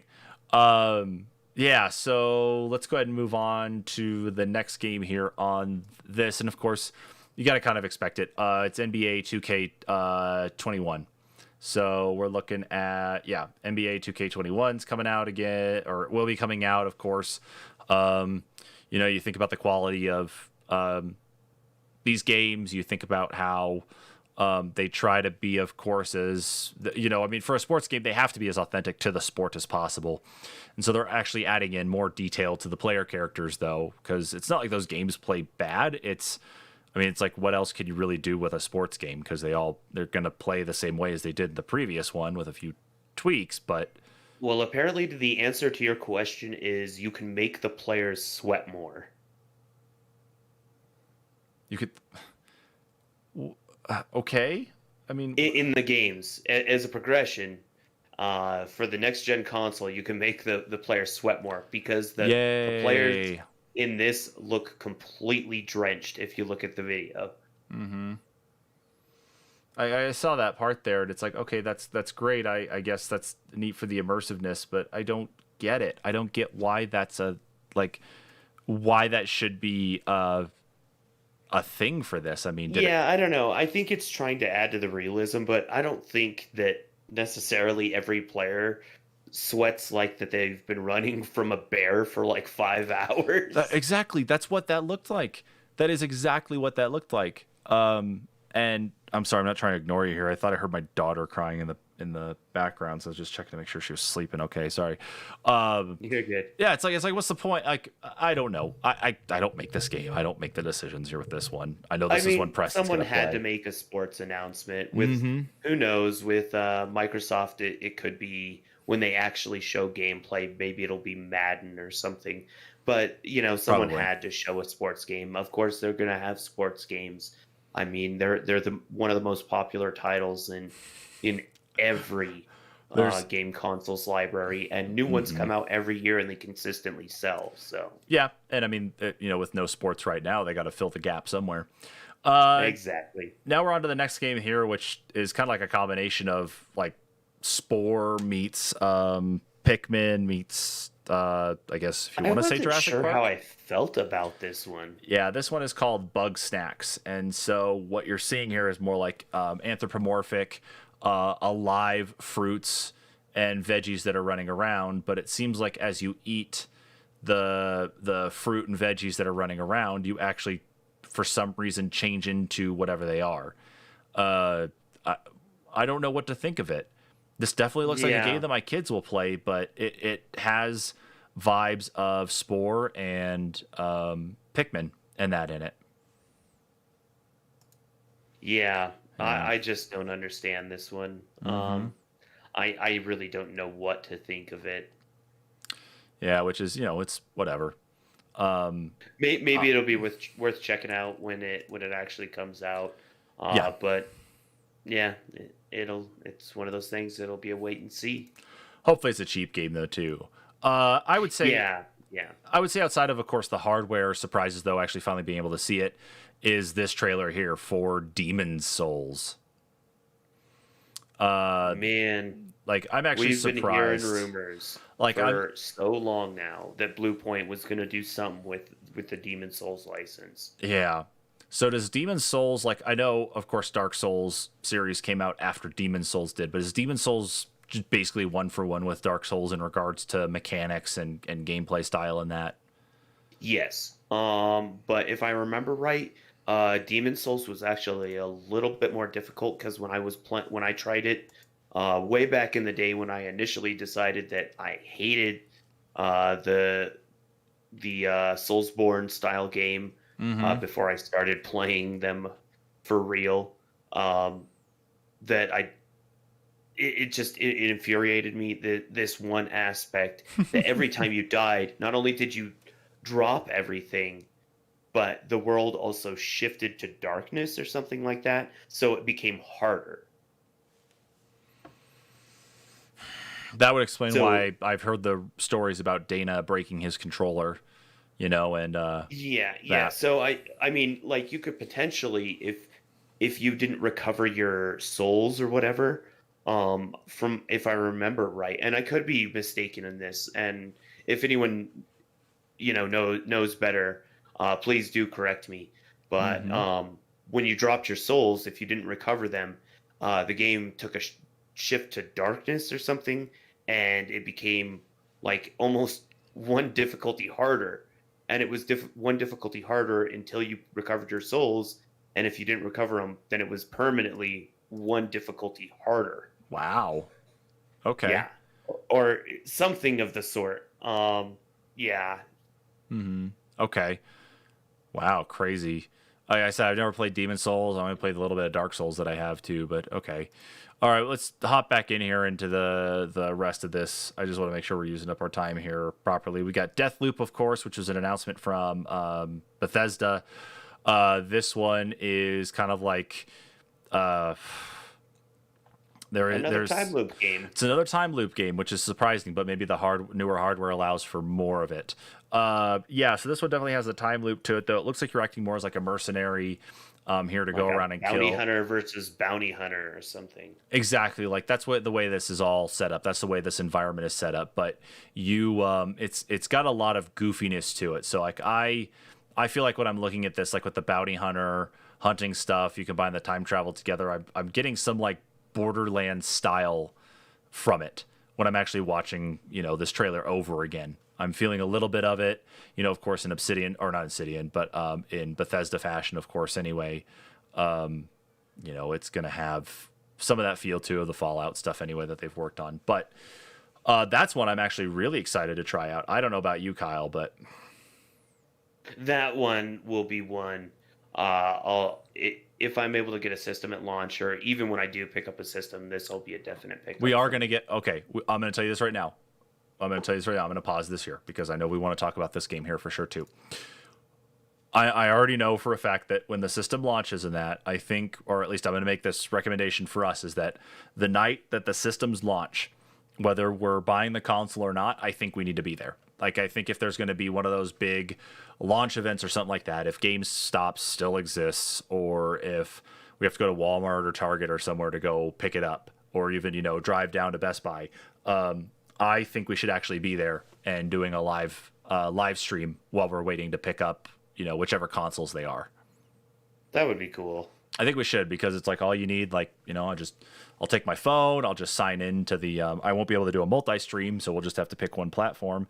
And then, we can do a stream there. We can talk to people to see what they think about stuff coming out, like which game are they going to get with it? Are they going to buy every game that's available? At least at launch, you getting any extra accessories? Did you trade stuff in to be able to pay for this at pre-order time? All that. And then we can just bullshit in line, of course, till we get it.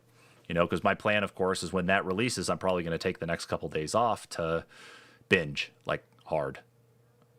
So, what the hell's going on? Like, I'm hearing my kids argue from the other side of my headphones here. I'm not sure what's going on. I just need to get a Nerf gun, like a USB turret or something to put up in the hallway by them, so that way if they're arguing with each other or going off on each other, they can just remotely shoot them. Anyway, so yeah, I wanted to talk about that. But now we're, of course, on to another big game that we weren't actually expecting to see anything here for, and that is Resident Evil 8, or as they call it, Village, RE8.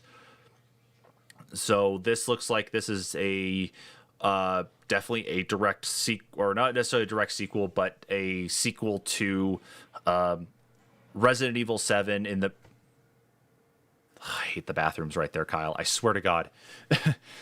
My kid just walked over to use the bathroom right there, and he's so loud when he's using the bathroom. Oh, it's whatever. He's a kid.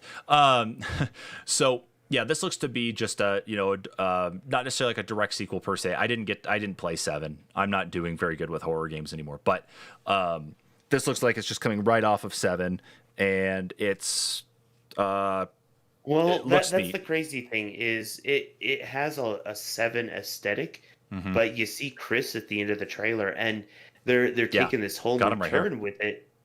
Yeah, they're taking this whole new turn with it, that now we have werewolves. Yeah, well, I think that actually makes sense. That's really hard to say for me, but I think it makes sense in the scheme of Resident Evil, because you think they went from just your standard T-virus and that with Resident Evil 1 and 2 and 3 and Code Veronica and that. Resident Evil 4 introduced, it wasn't Ouroboros. That was Resident Evil 5. What was 4? What was the actual, 4 was no. Yes, yeah. Las Plagas. Was it Las Plagas? Yeah, because 5 was Ouroboros, and then I think 6 combined some of that together. I don't remember much from 6, but both times I played 6, It was such a slog, honestly. Yeah, and then 7 was a huge departure, and now, of course, we see here with 8, and of course, Chris Redfield here. Maybe he's kind of in the same position like Wesker was, in RE1. So. Maybe. Yeah. Be cool to find out. Yeah, but all you hear is like Chris. You don't hear them say Chris Redfield, but I think that's supposed to elicit that whole thought that it's like, oh, Chris. I think so too. I'm sure it is Chris Redfield anyway. We're now on to the next one here, though, and this is Pragmata. This one, I was in the midst of being at work at the same time as as this one I think was playing, and I was in the midst of actually trying to answer a question or help solve some sort of problem at the same time that this was going. So I missed a lot of this. Kyle, talk to me about Pragmata. So this one was kind of weird. You've got what looks to be some sort of like Death Stranding spaceman walking through New York and finds I I guess, android girl or some that has a hologram. There's not a lot of talk with it.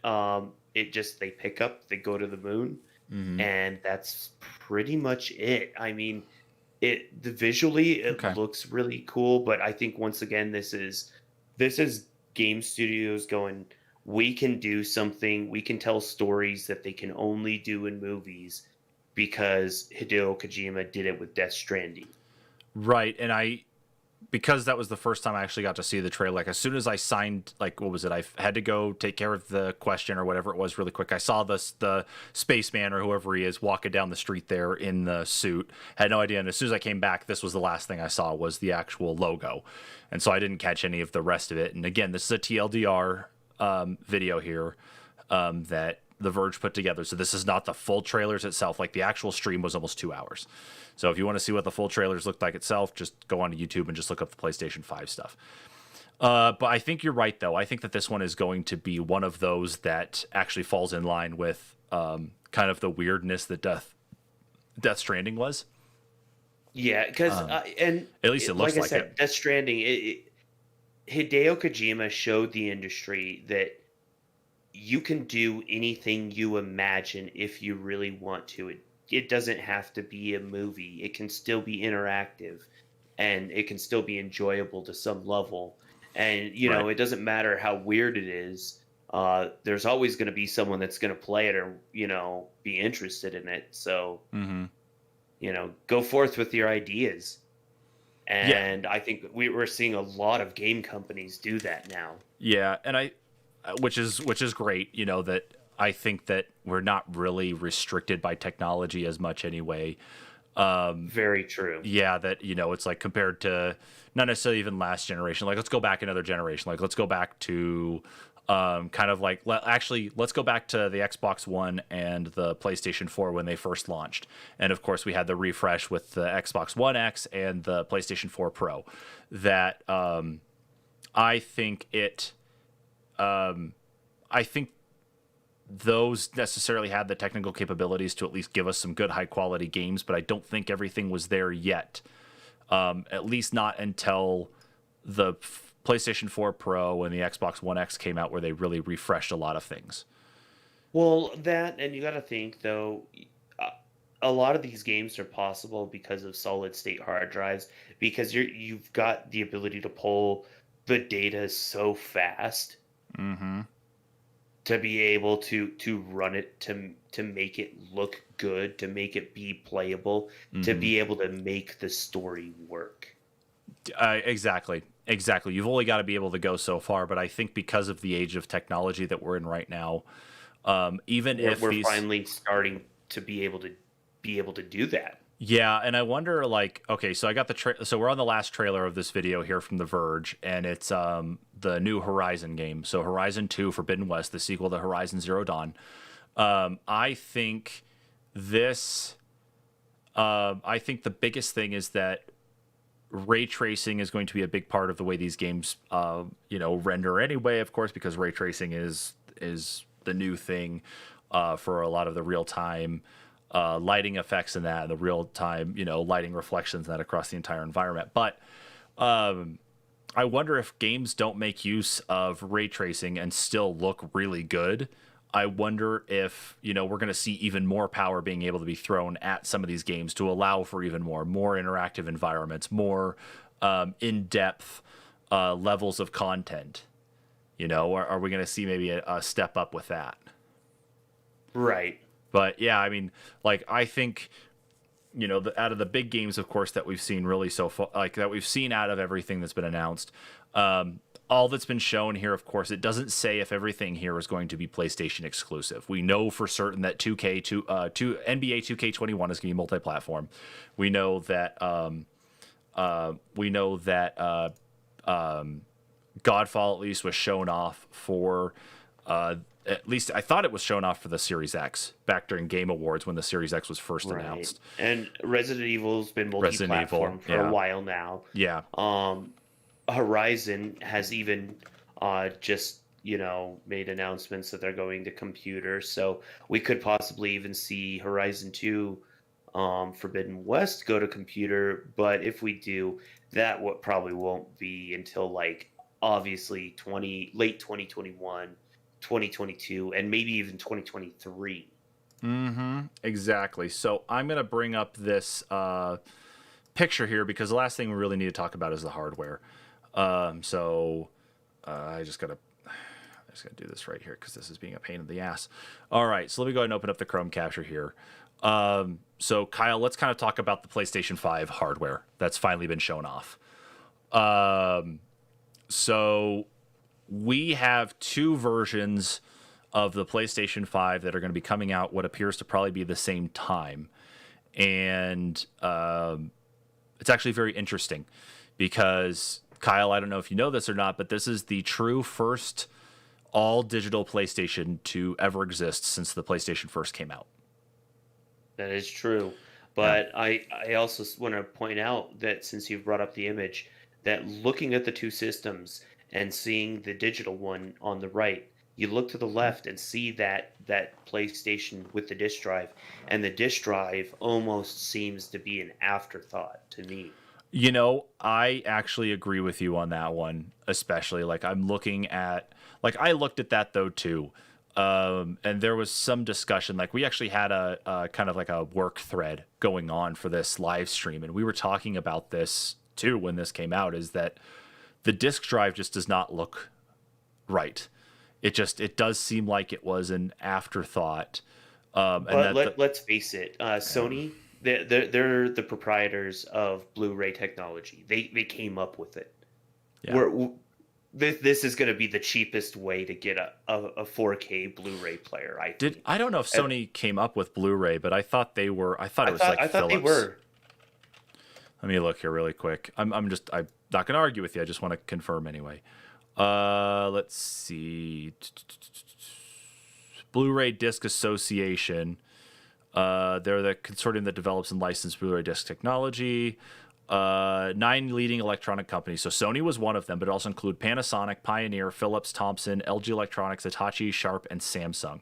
I thought it was like really Panasonic and Pioneer were the ones that did that. But I think, because Toshiba was they were the ones that did the HD DVD, which of course we know with like the Xbox 360 that had the external HD DVD, that failed. Okay, so Sony was the first one to actually unveil the Blu-ray disc prototypes.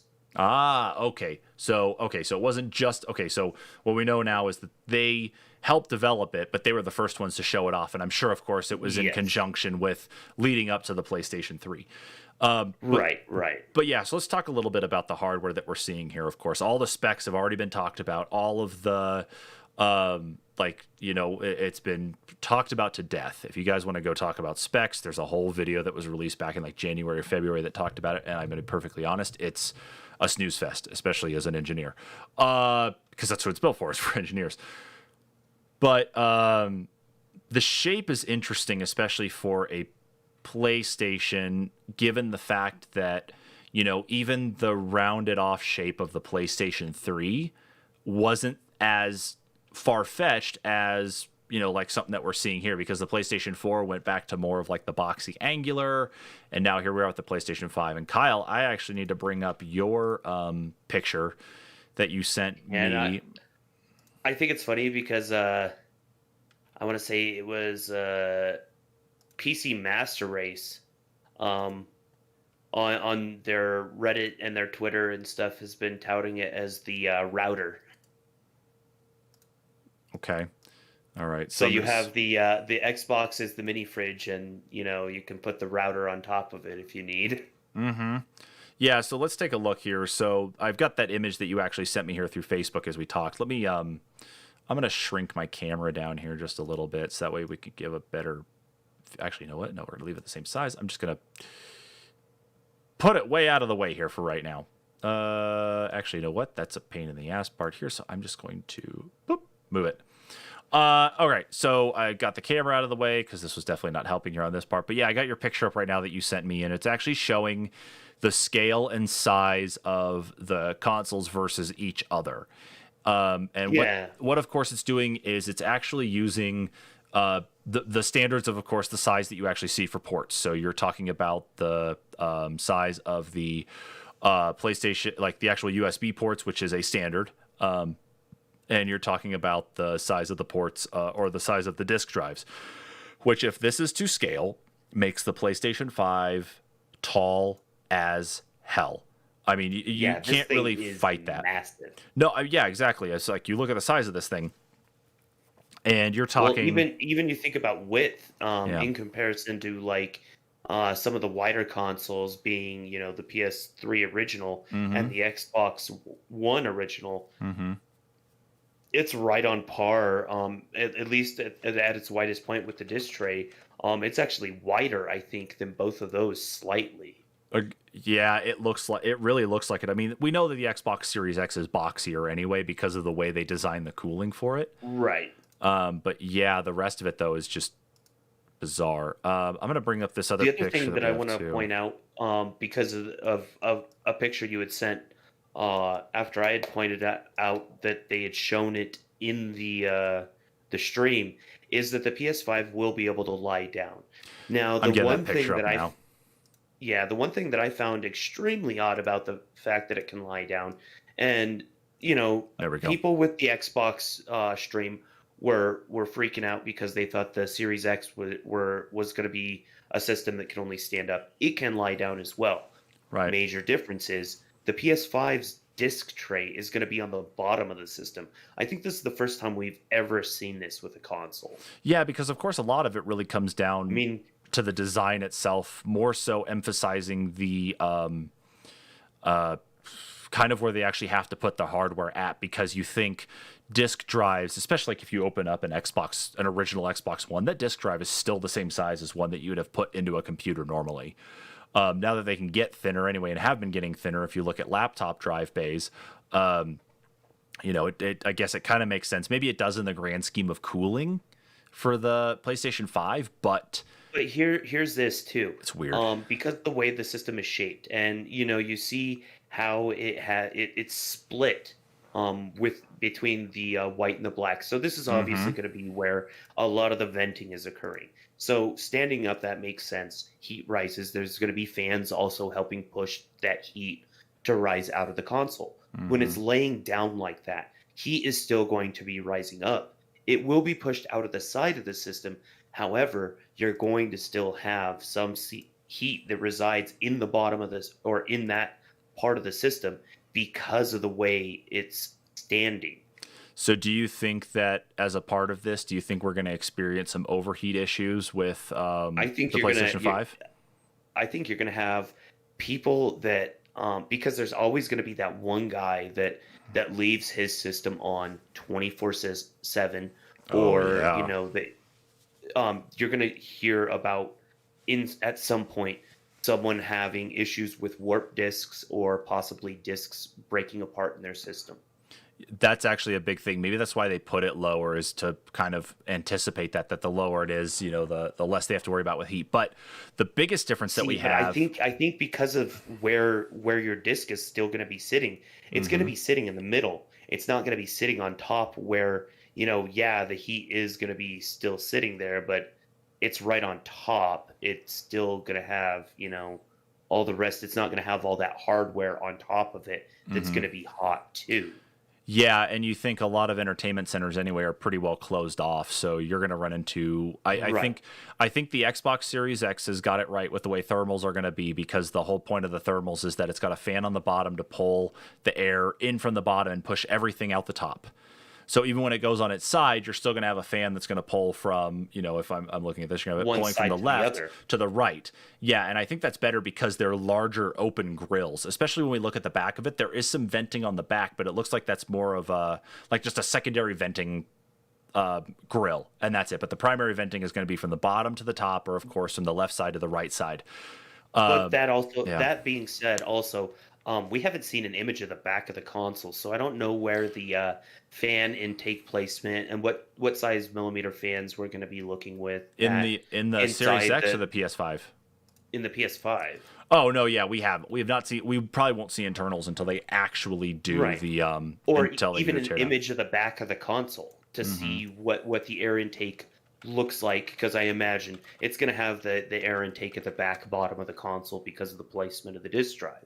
Yeah, because So if I'm bringing up this picture here, we had the leaked we kind of had the leaked that out being bit here. said, I think I'd like to see what size of the are the millimeter, or what size of millimeter are the fans that are going to be residing on the back of the system, and are we going to have additional fans inside of the system pushing the air up through what would be the top of the system if it is standing up.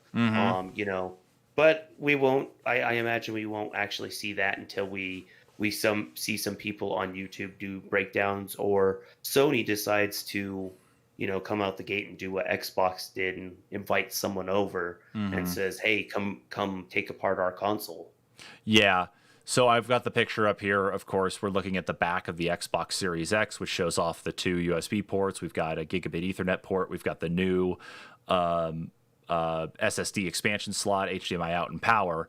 But I guess I'm looking at these actual slots here on the back of like the Series X. It's very possible those could be cooling more so for the power supply, because you think this has got to draw a lot more power than previous consoles do. And because if they're just going off of the one plug from there just right into your wall, and you're not going to have some sort of wall wart like you do with the Xbox 360 and the Xbox One, then they're going to need that extra cooling at least to do that. So that's probably what those are. And then everything else, of course vents bottom to top. But I just wanted to bring that up anyway. Yeah. So, jeez, I still we talked about it really quick, but we didn't carry on with it. I want to make this the last thing because we've already been streaming for almost 2 hours now. Again, this is the first PlayStation in the entire history of PlayStation that we've seen of a digital only, or at least a digital only offering. If we look at the history of Microsoft with their Xbox One S and then the Xbox One S all digital edition, the price difference between the two was $100. So you were talking $349 for the 1 terabyte version of the Xbox One S, and then $249 for the all digital, which was also 1 terabyte in storage, just lacked the disk drive. So do you think that Sony's going to follow suit and we're going to see maybe $100 difference between the two versions, or do you think it's going to be less of a difference in cost? Like, do you think maybe like $50 difference?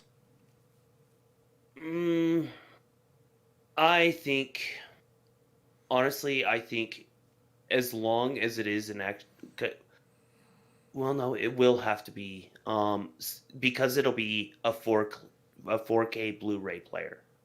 Yeah, Ultra HD Blu-ray. Because I think we will be looking at least $100 price difference. Because with that technology, Blu-rays have been out for a while now. Yeah, we are seeing cheaper, just basic Blu-ray players if you're just your average movie watcher coming out on the market. Fact of the matter is, though, 4K Blu-ray players have not dropped a lot in price. Yeah. Now, with the advent of these consoles, we are going to see some new technology coming out, because with the advent of any disc system, they always find a way to make the trays cheaper.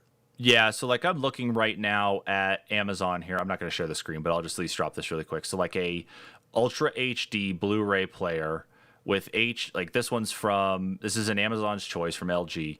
It's a 4K Ultra HD Blu-ray player with HDR compatibility that was released in 2018. Normal price is $200. Yeah, so I think this holiday season, you're not going to see it go for less than 200 like that.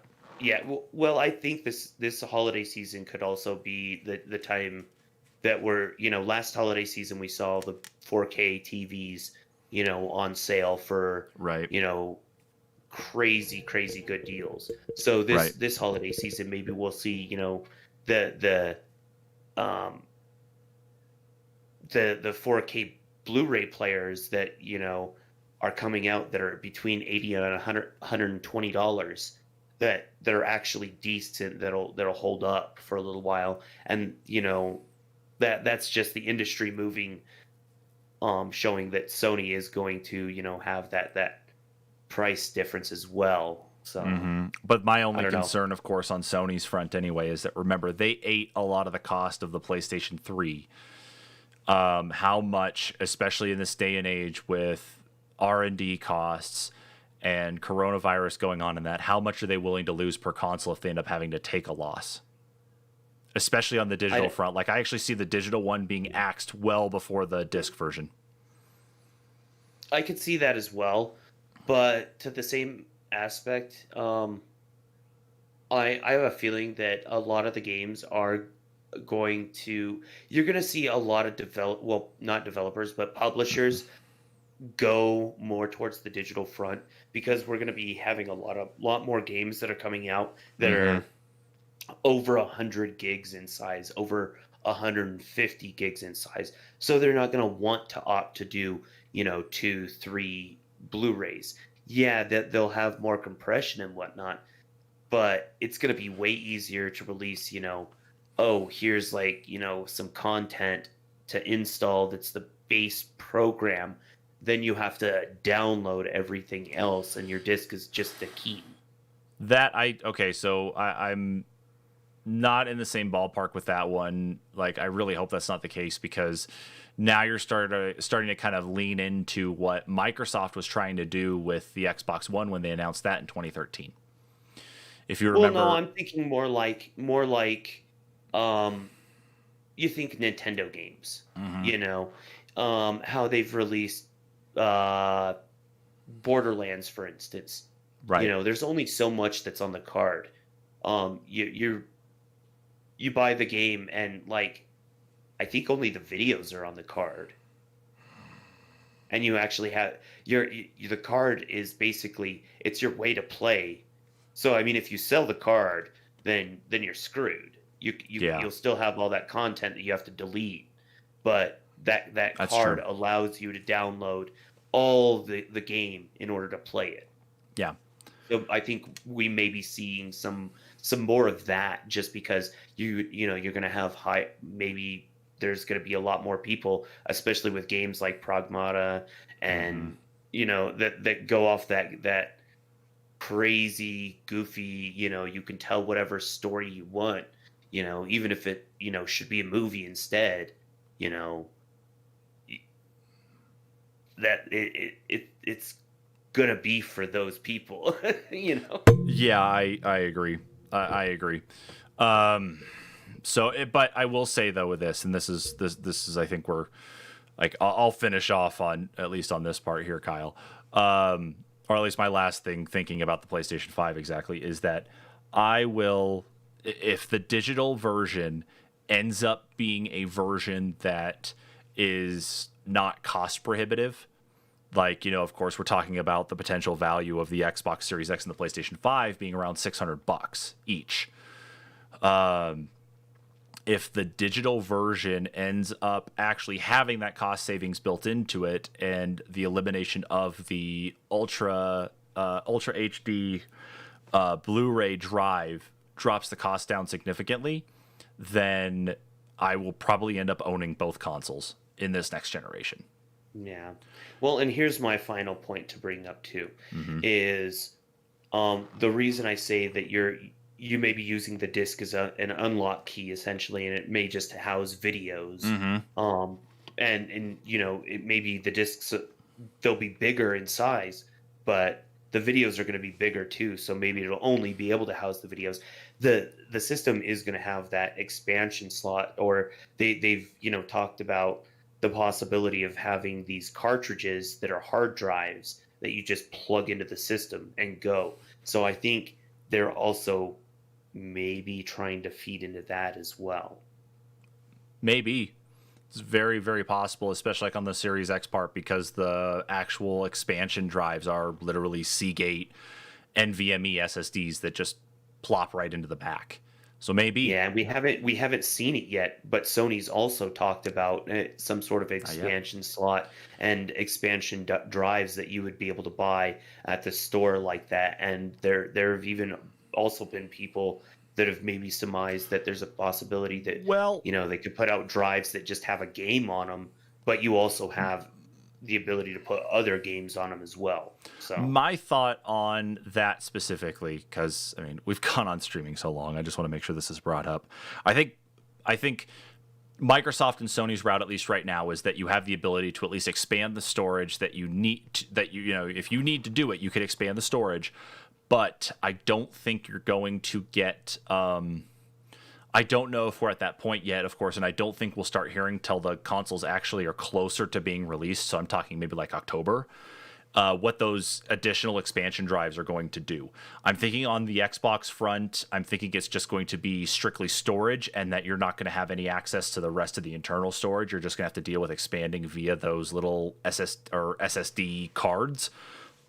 But the PlayStation 5, on the other hand, of course, because PlayStation's been good about this since, I guess, literally the PlayStation 2, if you want to really think about that, is that you can change out your storage at will. Yeah. And then there is a installer built into the PlayStation that will format the drive for you to be able to use it with there. So if you wanted to go up to a terabyte drive on a PlayStation 3, you could do it. You want to go up to 2 terabytes on the PlayStation 4, PlayStation 4 Pro, and you want to do it all internal, you could do it. Xbox, good luck, unless you want to do it on your PC and then, follow some sort of janky setup to get it done.